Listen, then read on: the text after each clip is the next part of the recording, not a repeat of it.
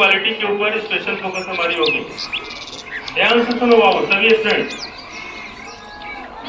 Additionally जिस तरह से आप रीडिंग कर रहे हैं, रीडिंग कॉम्प्रिहेंशन के ऊपर जिस तरह से आपका फोकस है, उसमें थोड़ी सी बदलाव लाओ। बदलाव का मतलब है कि अगर हम एक पेज ही पढ़े तो उस पेज को बहुत सीरियस लें। पेंसिल आपके हाथ में होनी चाहिए।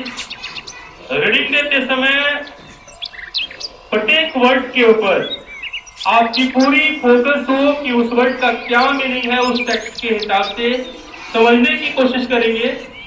उस वर्ड को अगर डिफिकल्ट वर्ड है तो उस वर्ड को आप अंडरलाइन कर देंगे। इस असेंबली वर्क में रीडिंग कॉम्प्रिहेंशन को क्लियर करने के लिए जितनी अच्छी अपॉर्चुनिटी आपको दिया जा रहा है, इस अपॉर्चुनिटी का फायदा उठाओ। सबसे बड़ी चीज की पेंसिल ले लो, जो टेक्स्ट में दे रहा हूं उसमें डेट डालो, डेट के हिसाब से अंडरलाइन जो डिफिकल्ट वर्ड है उसको अंडरलाइन करो, समझने की कोशिश करो। जैसे कैसे अंडरलाइनिंग करनी है उसको समझने की कोशिश करनी है कि हमारे टेक्स्ट के हिसाब से हम जिस रीडिंग कॉम्प्रिहेंशन पे काम कर रहे हैं, हमारे टेक्स्ट के हिसाब से उस वर्ड का उस कॉम्प्रिहेंशन में, उस पैसेज में या उस कंटेंट में क्या मतलब है, पूरी कोशिश करनी है। भले 2 से 3 पेज की मैं बात करता हूँ, 2 से 3 पेज आप लिमिटेड टाइम में नहीं कर पाते हो, कोई बात नहीं, कम से कम 1 पेज तो मुझसे कर लो। 150-200 शब्दों पे अच्छी तरह से काम तो कर लो, आधे अधूरे नहीं।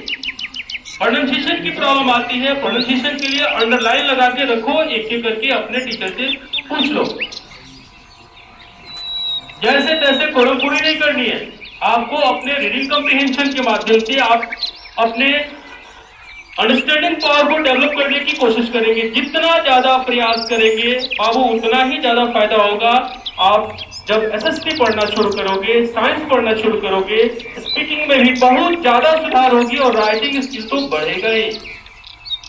तो लापरवाही कहीं से नहीं, आप पूरी कोशिश करो कि 1 पेज ही सही, लेकिन 1 पेज आज के लिए बहुत आपके लिए इंपॉर्टेंट हो, इस बात को ध्यान में रखकर पढ़ना शुरू करो। पेंसिल उठा लो, फुल्ली कंसंट्रेट होकर जो डिफिकल्ट वर्ड है उस डिफिकल्ट वर्ड पर को अंडरलाइन कर लो। उसके बाद फिर आगे बढ़ो। स्किप नहीं करना है, किसी वर्ड को स्किप नहीं करना है। सेंटेंस के प्रत्येक वर्ड पर अपनी पूरी एनर्जी लगा देनी है कि हमारे टेक्स्ट के हिसाब से उस वर्ड का क्या मीनिंग है। अगर पता नहीं है तो क्या हो सकता है, जब आप डिक्शनरी कंसल्ट करोगे तो यह प्रैक्टिस आपके लिए बहुत फायदेमंद होगा। फाइन, इस तरह से करनी है वर्ड के ऊपर। तो पढ़ के अपना काम करते हैं, टेक्स्ट को समझने की कोशिश आप करेंगे। रीडिंग कॉम्प्रिहेंशन में वर्ड को लाइट नहीं लेंगे, सीरियस लेंगे। वर्ड को सीरियस देखने की कोशिश करेंगे। एक दूसरे को सुनिए, सुनाइए, कोऑपरेट मत करो, बल्कि आप कंसंट्रेट होकर के वर्ड पर अपनी कमांड करने की पूरी कोशिश करो। आपकी पूरी कोशिश होनी चाहिए कि हम जिस वर्ड पे मॉर्निंग में काम कर रहे हैं, असेंबली में काम कर रहे हैं, तो इस असेंबली का फायदा हमें मैक्सिमम मिले, अधिक से अधिक हम इसका फायदा उठा सकें। रही बात आपके स्पीच की, आपके कंटेंट की, जिस पर पर डे काम करते हैं, तो उस स्पीच या कंटेंट पर भी आपकी फोकस सीरियस ही होनी चाहिए। उसमें कहीं से अपने स्पीच को लाइट में लेने की कोशिश नहीं करेंगे। अपने साथी से सुनिए, सुनाइए, और सुनिए सुनाइए मतलब वो सामान्य तरीके से नहीं, बल्कि सीरियस होकर के अपनी बात को रखने की कोशिश कीजिए, समझाने की कोशिश कीजिए। इस तरह से प्रयास करेंगे तो कम्युनिकेशन आपकी बढ़ेगी। प्रोनाउंसिएशन में कहीं से कॉम्प्रोमाइज नहीं करनी है।